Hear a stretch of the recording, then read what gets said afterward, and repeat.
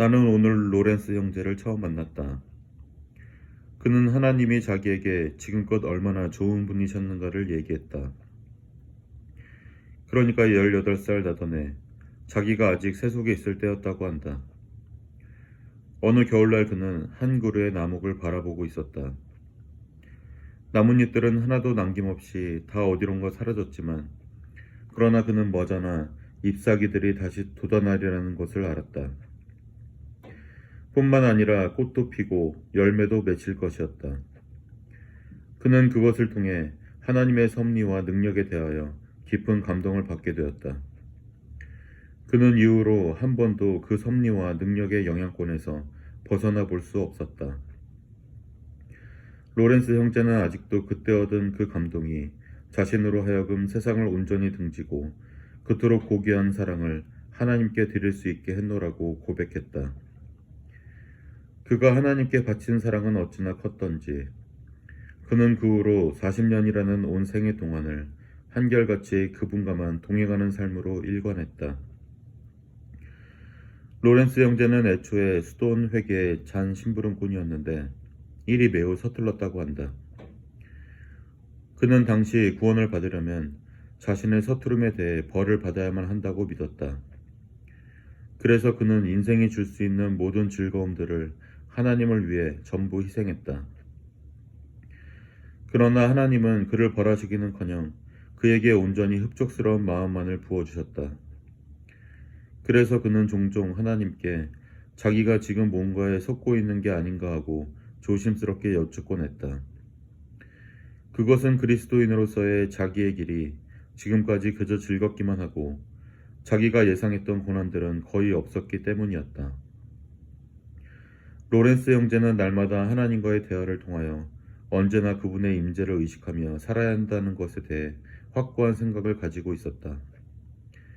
바깥 세상에 대처하기 위해서 하나님과의 대화를 포기해야 한다는 생각은 그가 보기엔 이만저만 큰 잘못이 아니었다. 그는 이렇게 말했다. 우리는 그 반대여야 한다. 우리의 영혼은 지존하신 하나님을 바라봄으로써 양분을 얻고 그분의 소유가 됨으로써 놀라운 기쁨을 체험하는 것이다. 그가 지적한 또 하나는 우리의 믿음이 너무 약하다는 사실이다.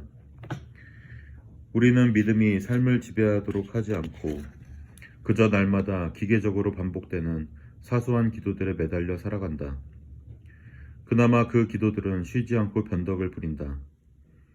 교회가 그리스도의 완전함으로 나아갈 수 있는 유일한 길은 바로 믿음이다.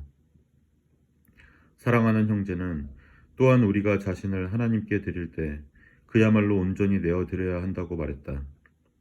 그것은 영적인 면에서나 일상적인 면에서나 마찬가지이다. 우리의 행복은 오직 하나님의 뜻을 행하는 데서 비롯되어야 한다. 우리에게 가져다 주는 것이 고통이든 즐거움이든 그것은 문제가 되지 않는다. 결국 우리가 하나님의 뜻을 행하는 일에 진정으로 들여져 있기만 하다면 고통이냐 즐거움이냐는 우리에게 아무런 변수도 되지 못할 것이다.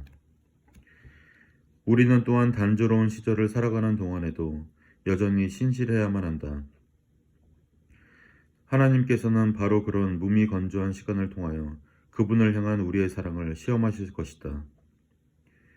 우리는 그러한 시기들을 10분 활용하여 하나님을 향한 우리의 결심과 복종을 실행할 수 있어야 한다. 바로 그런 작업을 통하여 우리는 하나님과의 동행에 있어서 한 차원 더 깊게 성숙해 나갈 수 있을 것이다. 로렌스 형제는 세상이 죄와 불행으로 가득 차 있다는 사실에 대하여 그다지 놀라지 않았다.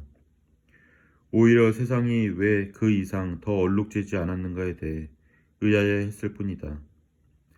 즉 그는 우리의 원수가 치달을 수 있는 훨씬 더한 극단의 모습들을 상상했던 것이다.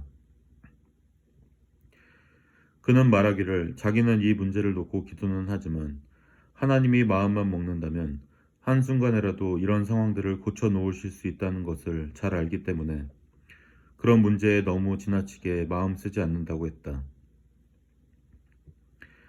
하나님이 바라시는 만큼 우리 자신을 그분께 내어드릴 수 있으려면 끊임없이 자기 영혼을 지키는 작업이 필요하다. 우리의 영혼은 영적인 일에만 관여할 수 없으며 어쩔 수 없이 바깥 세상의 일들에도 관여해야 한다.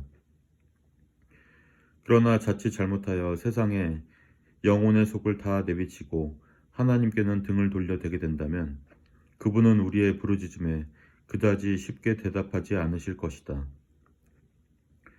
하나님의 도우심을 받아들이고 그분의 뜻하심에 따라 자신의 영혼을 지키고자 할 때, 그때 비로소 우리는 원할 때마다 자유롭게 그분과 사귐을 가질 수 있을 것이다.